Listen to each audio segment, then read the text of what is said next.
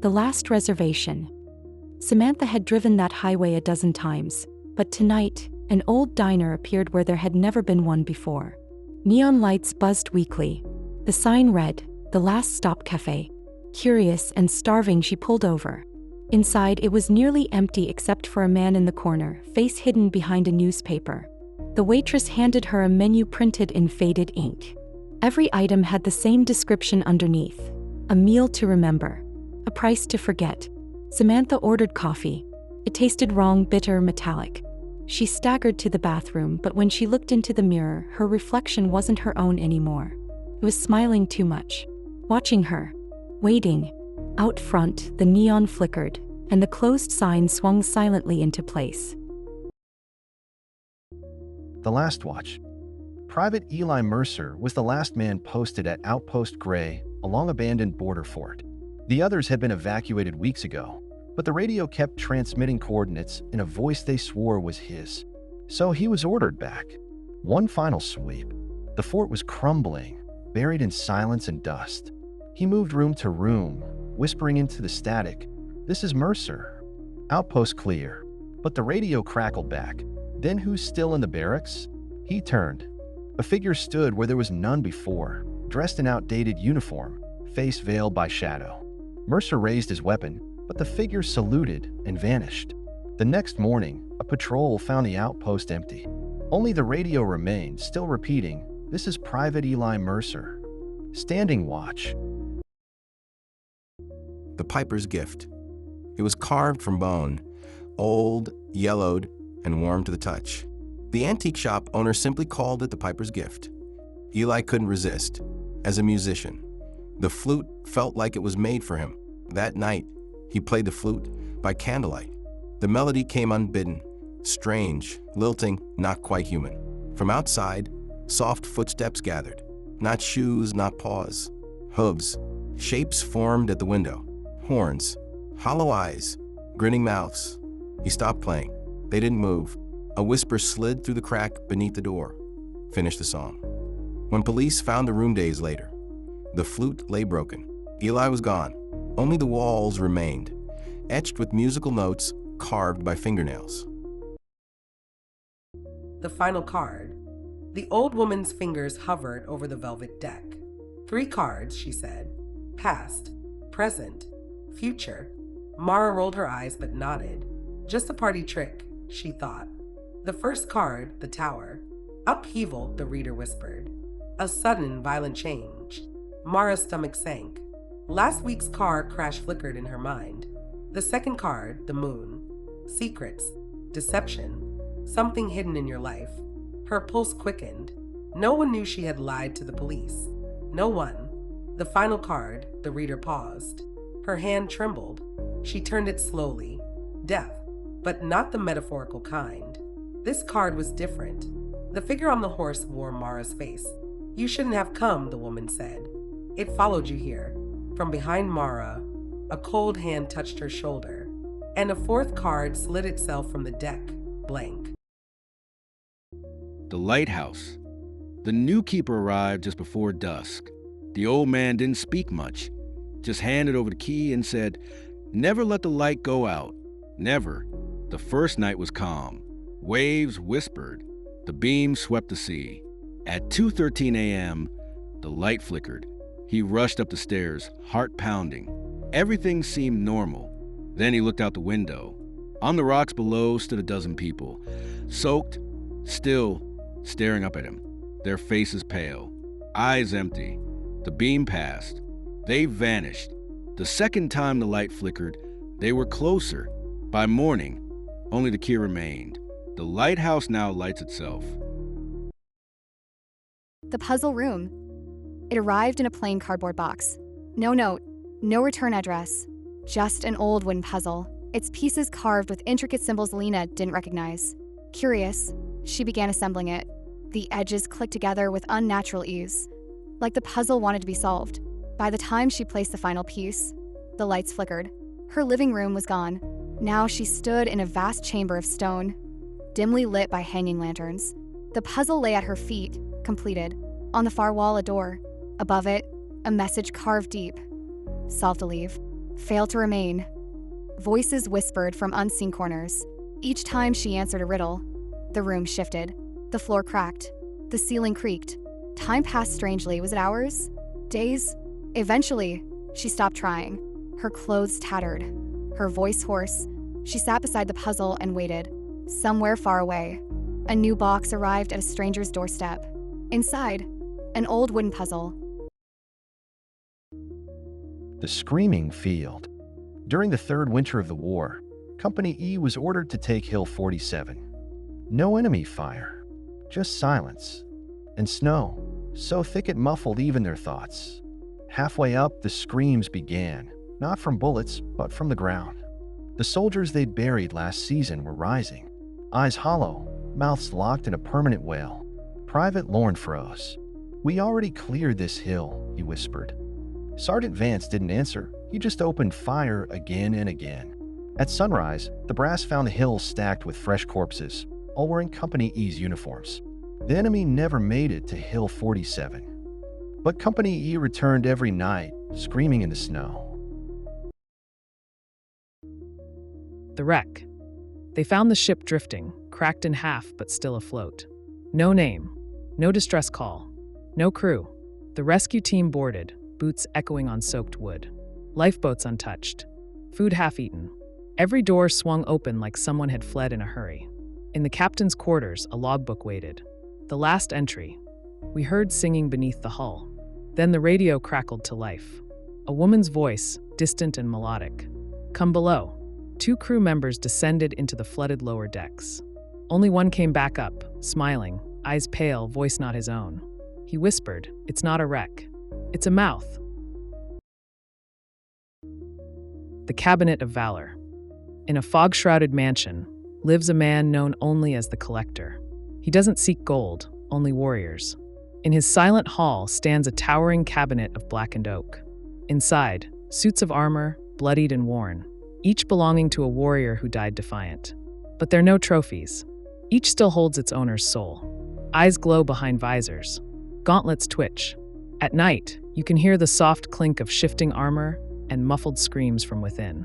He collects no cowards, only the brave, the worthy. Tonight, another warrior falls, and the cabinet creaks open once more. We Came First, Part 1, The Invasion. They watched the sky tear open. Great ships descended, black as void, humming with cold intent. The elders called it prophecy fulfilled. The young called it war. The humans wore suits that mimicked skin and smiles. They spoke of peace, of salvation. But the moment they set foot on the soil, the trees withered and the rivers recoiled. They called the planet New Earth. They called its people obstacles. Whole cities vanished in white light. Sacred temples became research sites. Resistance was labeled irrational aggression. One of the native children stared at the invaders from the ruins of her home. She wasn't afraid. Not anymore. She whispered in her tongue, "They forget, this planet chooses." That night, the roots stirred beneath the earth, and the stars blinked like eyes opening. We Came First, Part 2, The Awakening. It began with silence. Human camps reported dead air, no birds, no wind, just the sound of their own machines. Then the ground cracked open. Roots, thick as steel cables, slithered through concrete. Vines slunk into barracks, coiling around necks and choking breath mid-sentence. A research team vanished in the forest. Their cameras found days later, smeared with sap and something darker. The children of the planet walked unafraid. They whispered to the trees. The trees answered. "They're waking up," one soldier cried, firing blindly into the woods. But bullets can't stop a world remembering it was alive long before invaders came. One last message was sent to Earth before the signal died. The planet is fighting back, and it knows we don't belong. We Came First, Part 3, The Memory of Soil. They named me New Earth, a cold, clumsy name. I was ancient before their species crawled from mud. I watched as they poisoned my rivers, pierced my skin with steel, silenced the songs of my skies. I let them, at first, but then one of mine whispered. A child, frightened, brave. She asked me to remember. So I did. I remembered fire. I remembered the first sun. I remembered how to fight. Their machines rust beneath my storms. Their voices crack in my wind. Their cities are being pulled into my roots, digested and forgotten. Still, a few of them run. One cries as he falls to his knees, whispering, "Please," I listen. Then I answer, "You never asked if you were welcome." The Masquerade. In a dusty antique shop nestled deep in Venice's winding alleys, a glass case holds a dozen Venetian masks, baroque, jeweled, haunting. The old shopkeeper warns, these masks were never worn. They were the people. Centuries ago, during a royal masquerade, 12 nobles vanished mid-dance. Their masks were found abandoned, yet warm as if just removed. Since then, the masks reappear each carnival, calling to those desperate for beauty, status, or escape. Tourists buy them, laughing, admiring their reflections. Then they wear them and vanish, but the mask remains, back in the case by morning, a faint whisper trapped behind painted lips. Tonight, another carnival begins, and the masks are watching. The Dancer's Song. In a forgotten corner of a Parisian estate sale sits a delicate music box, porcelain, pale pink, with a ballerina forever poised on one foot. When wound, it plays a soft waltz that no one can quite place, a haunting melody that sinks beneath the skin. They say the music box belonged to a prima ballerina who danced herself to death, feet bleeding, eyes vacant, smile frozen. Her soul never left. Those who hear the song once hum it endlessly. Twice, they begin to see the ballerina in mirrors, dancing in the background. Thrice they vanish, replaced by a new figure in the box, still spinning, still smiling. The tune plays again tonight, and someone else is listening. The Skull Collector. In the dusty cellar of a forgotten monastery, beneath layers of cobwebs and stone, sits a carved obsidian shelf holding 7 skulls, each adorned with distinct markings, and each whispering in voices only the damned can hear. A collector found them across decades, in remote corners of the earth. These are not trophies. They are prisons, each skull once belonging to a soul consumed by a deadly sin, cursed to remain. The first contains gluttony. Emerald and smooth, it gleams faintly in the dark, but bears no markings, only an endless hunger behind its hollow stare. This one is silent, but the hunger leaks into those who gaze too long. They eat, then they rot. The next is sloth. A dull silver sheen covers the skull, but the blue gem in its forehead pulses slowly, like a slowing heartbeat. Silver horns curl downward, almost lazily.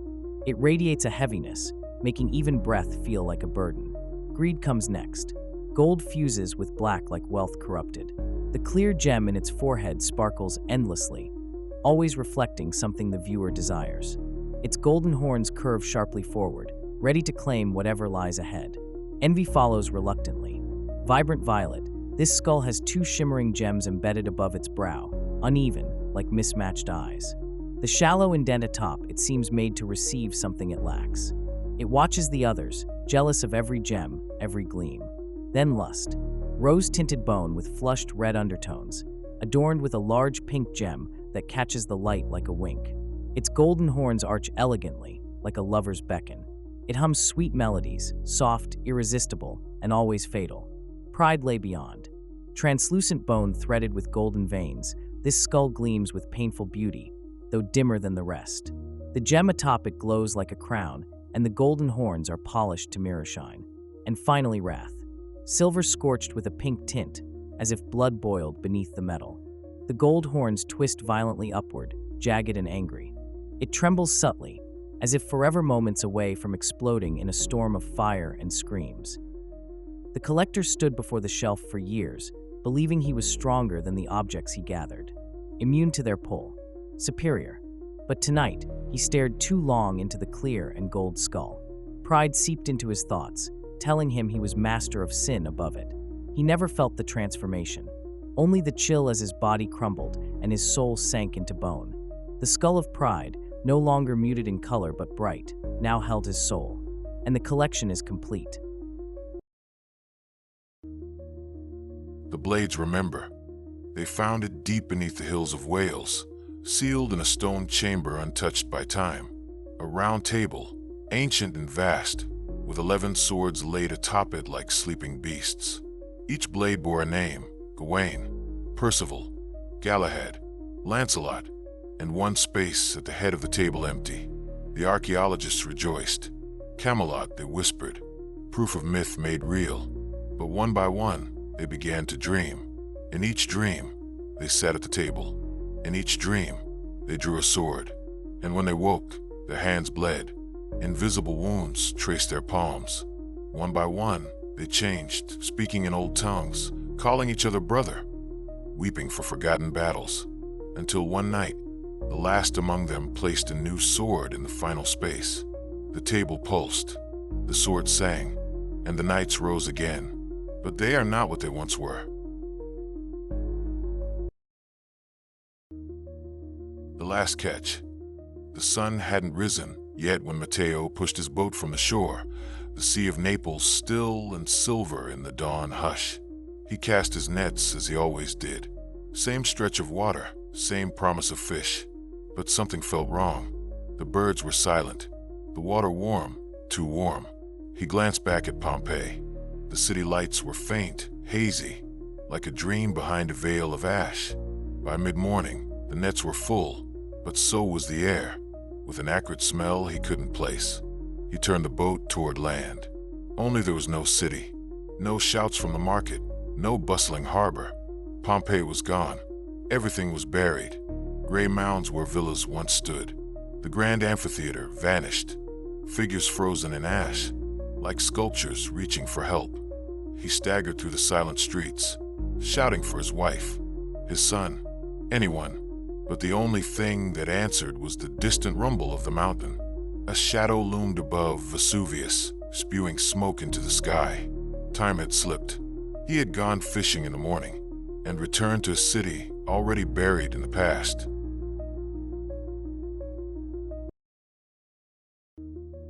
The waiting room. When Marcus awoke, the car crash still echoed in his ears. Yet, he sat upright in a sterile white waiting room alone, except for the man in the black cloak seated across from him. The figure didn't speak. His skeletal fingers drummed slowly on the armrest. A ticking clock, a flickering light. The Reaper said nothing. "I'm dead, aren't I?" Marcus asked, voice cracking. The Reaper tilted his head but didn't answer. Instead, he held out an old-fashioned hourglass. Marcus stared. Only a few grains of sand remained. "I don't want to go," Marcus whispered. Still no reply. The last grain fell. The Reaper stood. A door appeared behind him, pitch black and breathing silence. Marcus sobbed. "Where are we going?" For the first time, the Reaper spoke, a hollow rasp. "Only one of us leaves this room." And he stepped back, offering Marcus the scythe. Return of the Old Gods. The Crooked Tithe. The town of Elkmore hadn't had a harvest in 3 years. Crops blackened, livestock withered, children were born sickly, quiet, until the mayor, half mad from desperation, found an old journal buried beneath the chapel floorboards. It spoke of Thrall, god of rot and revival. It spoke of a tithe, so they did what it asked. On the first frost of the season, they dug a pit in the old orchard and filled it with teeth. 27, plucked from the mouths of townsfolk. The journal said it wasn't the number that mattered. It was the pain. The next morning, the apple trees bloomed. Rich, red fruit burst forth on every branch. Cows gave thick milk. Rain returned. And so, the tradition began again. Each year, the tithe grew. Teeth, fingers, eyes. They left offerings with their screams still echoing in the trees. By year 10, the town was thriving. By year 11, the townsfolk weren't entirely human anymore. In Elkmore, they say the god walks through the orchard during harvest, wearing a crown of molars and a jawbone belt. And if you listen closely, the wind doesn't carry whispers. It chews. The last breath. She ran until her lungs burned and her bare feet bled, leaves snapping beneath her like bones. The forest swallowed her in shadow, but the voices still echoed, shouts, dogs barking, gunshots in the distance. Stumbling upon a cabin, she decided to hide inside, hoping they hadn't seen her, knowing that they would hurt her if they did. She huddled in the corner of the abandoned cabin, boards nailed across broken windows, the wind howling like a warning. Footsteps crunched outside, heavy, hurried. Voices shouted. Flashlights swept past the warped walls. They saw her go in here. She's dangerous. Don't let her touch you. She whimpered, wrapping her arms around her knees, trying not to sob. They had killed the others, burned them. She was all that was left. A boot slammed against the front door. The latch cracked. She held her breath, waited, but something wasn't right.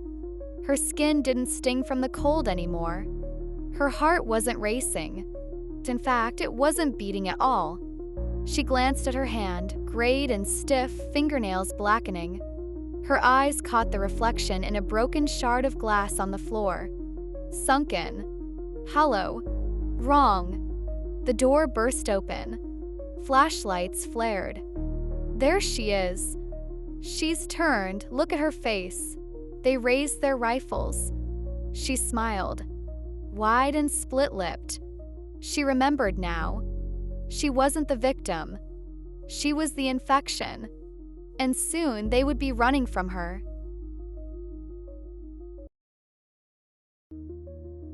The algorithm.